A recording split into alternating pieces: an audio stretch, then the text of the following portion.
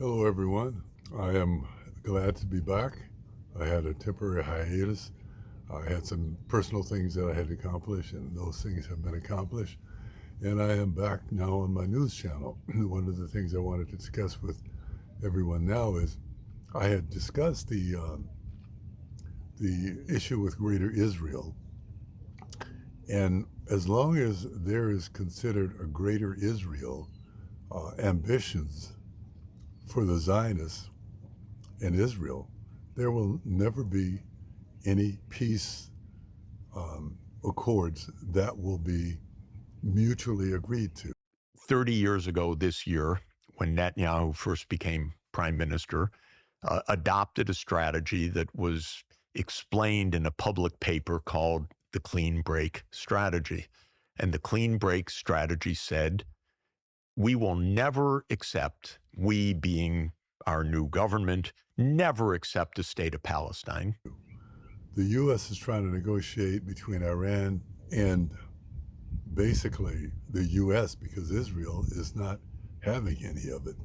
No matter what the U.S. does, Israel is not going to sign any peace agreement that the U.S. brokers for one simple reason. One is that they want the whole Middle East. They want what they consider the Greater Israel.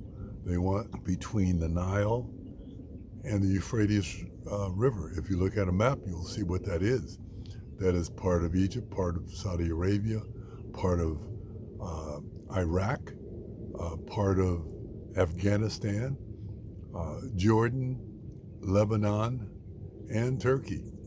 So until Israel gets those countries by whatever means necessary, there will be no brokered peace talk. And I've told people that before.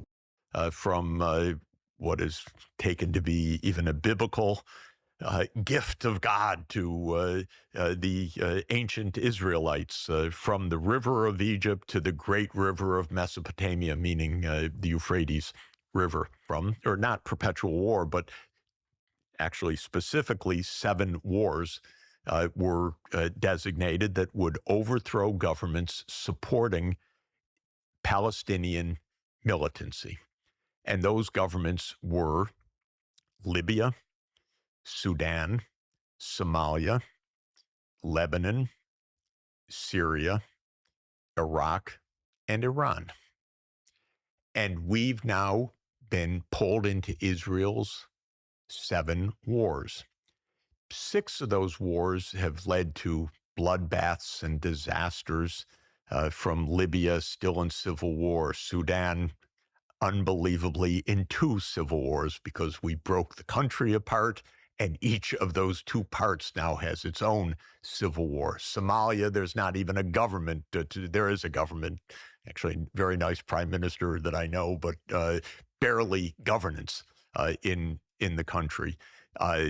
Lebanon, we see it's an invaded, basically destroyed country. Syria, the U.S. and Israel worked for 15 years from Obama until this past year to overthrow the government. That was an active covert regime change operation. Iraq, the 2003 war and the debacle that lasted for years after that.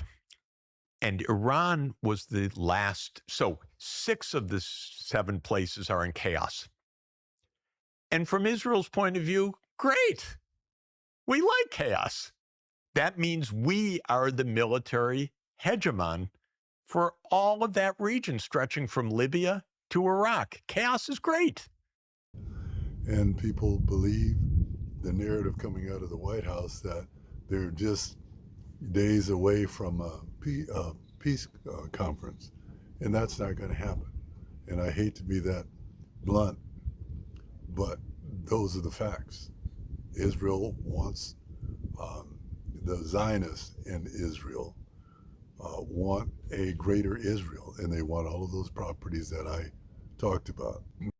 Colleagues in the United States said was, rather than fighting those militant groups directly, we need to bring down the governments in the Middle East and West Asia that support those groups. And that is what's called the clean break strategy. The clean break was the clean break from the peace accords, from the land for peace idea that Israel would return to its borders, there would be a Palestinian state in return for peace. That's what international law says. But what Israel says is we're never returning. There's never going to be a state of Palestine.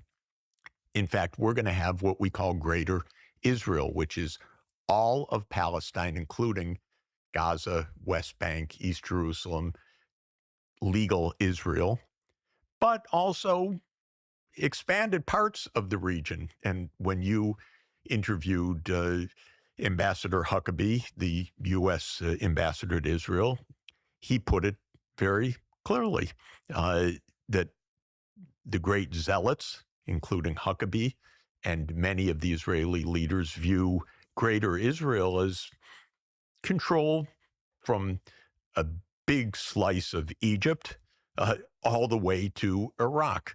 Number one, I wanted to go over with you. Number two is that I've heard that Lindsey Graham has passed away. Although his politics was nothing like mine, I would like to say that may he be blessed and his greater goods will be talked about. But the things that he did in his life to support the aggressive activity in the West Bank and Gaza was not lending itself to world peace or the benefit of the Palestinian people. So I don't want to elaborate much on that because I don't really have that many positive things to say, if any, about someone, but I don't like to talk about the deceased. So that part I'll just leave alone.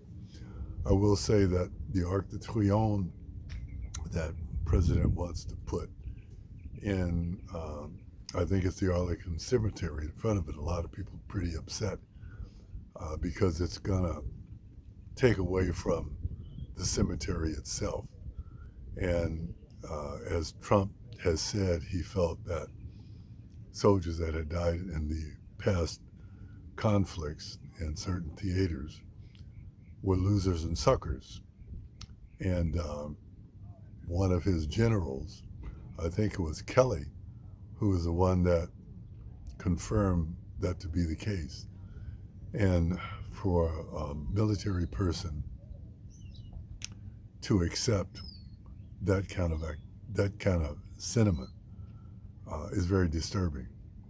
There's a lot of other things that Trump has done that is disturbing regarding the military. When he released 5,000 Taliban and the head of the Taliban that was in Afghanistan after they were captured, and then when he was told that Putin had put a bounty on the heads of American soldiers and gave them gold every time they killed an American soldier, and Trump didn't stand up to it.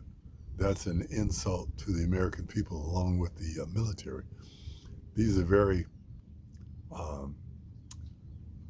the statements I'm making are true, though they are very disturbing to think that a president could do that.